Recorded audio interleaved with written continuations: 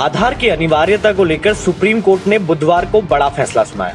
हालांकि कोर्ट ने आधार की वैधता को तो बरकरार रखा है, लेकिन इसके साथ ही ये भी साफ कर दिया है कि आधार कहां जरूरी है और कहां जरूरी नहीं है। इतना ही नहीं, कोर्ट ने कुछ मामलों में आधार की अनिवार्यता को सिरे से खारिज किया है।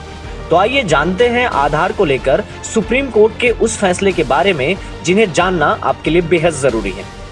नंबर 1, स्कूलों में आधार की अनिवार्यता खत्म। आधार पर अपना फैसला सुनाते वक्त कोर्ट ने दो टूक कह दिया कि स्कूलों में दाखिले के लिए आधार अनिवार्य नहीं रहेगा। कोर्ट ने कहा कि 6 से 14 साल के बच्चों को आधार न होने की वजह से सर्व शिक्षा अभियान जैसे लाभ से वंचित न किया जाए।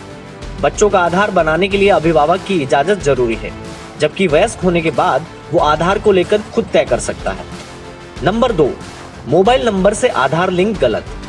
अगर आपको मोबाइल कंपनियों की ओर से अपने नंबर को आधार से लिंक कराने के मैसेज आ रहे थे, तो अब आपको इससे हमेशा के लिए छुटकारा मिलने वाला है, क्योंकि सुप्रीम कोर्ट ने आधार से मोबाइल को लिंक करने की अनिवार्यता खत्म कर दी है।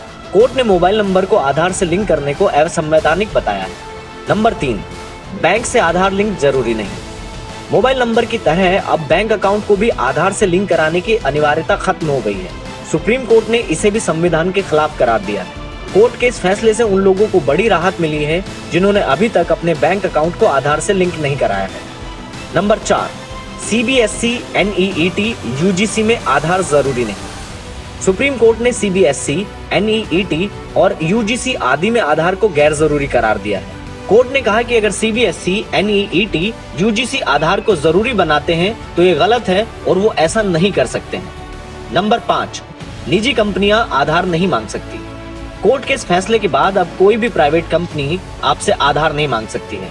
कोर्ट के फैसले के बाद अब प्राइवेट पार्टी आपका डेटा नहीं देख सकती है। इंडिया न्यूज वायरल की रिपोर्ट।